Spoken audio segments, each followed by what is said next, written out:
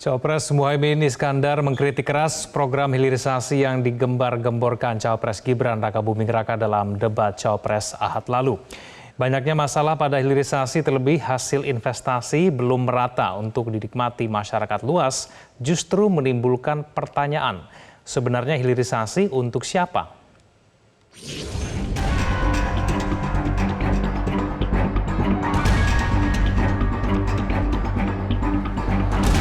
Dalam debat calon wakil presiden RI yang digelar pada 21 Januari lalu, Cawapres nomor urut 1 Muhaimin Iskandar mengkritik keras program hilirisasi yang bahkan disebutnya ugal-ugalan.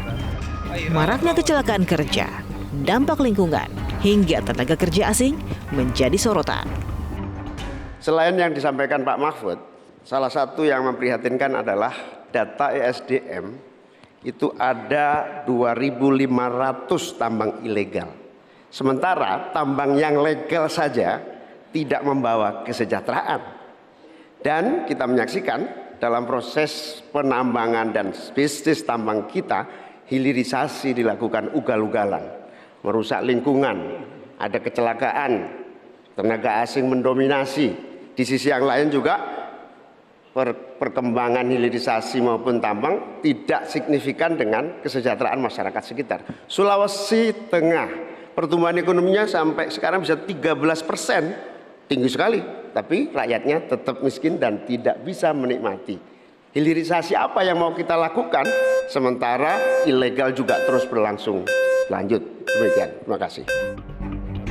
Dalam pernyataan penutupnya, calon wakil presiden nomor urut 2 Gibran Rakabuming Raka tetap mendorong hilirisasi sebagai salah satu program utama apabila ia dan Prabowo Subianto dipercaya sebagai pemimpin negeri ini.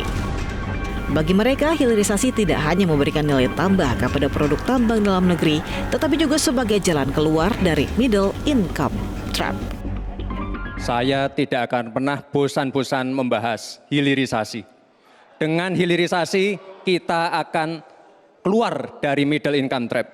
Dengan hilirisasi kita akan meningkatkan nilai tambah di dalam negeri. Dengan hilirisasi kita akan membuka lapangan pekerjaan seluas-luasnya. Tentunya dalam pelaksanaannya dipikirkan aspek lingkungan, keberlanjutan, dan sosialnya.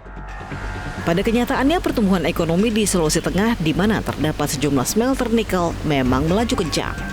Badan Pusat Statistik mencatat pertumbuhan ekonomi di Sulawesi Tengah mencapai 15,17% pada 2022. Tidak hanya itu, pendapatan asli daerah juga meningkat signifikan dari 900 miliar rupiah pada 2021 menjadi lebih dari 1,7 triliun rupiah pada 2022 yang banyak disumbang oleh sektor tambang, khususnya nikel. Namun pertumbuhan ekonomi dan pesatnya investasi smelter tidak berbanding lurus dengan kondisi perekonomian masyarakat sebagaimana yang dijanjikan. Berdasarkan catatan BPS, jumlah penduduk miskin di Sulawesi Tengah pada Maret 2023 sebesar 395.660 orang atau 12,41%. Bertambah 5.950 orang atau naik 0,11% dibandingkan September 2022. Belum lagi bila kita membahas terkait kecelakaan kerja yang beberapa kali terjadi di smelter nikel. Baru-baru ini pula PPATK mengendus adanya tindak pidana korupsi terkait penguasaan dan penjualan secara melawan hukum atas biji nikel hasil penambangan tanpa izin di kawasan hutan lindung. Secara prinsip, hilirisasi memang diperlukan untuk mengangkat harga diri bangsa melalui tingginya nilai jual komoditas unggulan di pasar internasional. Namun mendorong hilirisasi menuju pemerataan dan pertumbuhan ekonomi yang menyeluruh dan berkeadilan tanpa tipu-tipu masih menjadi PR besar. Tim Liputan Metro TV.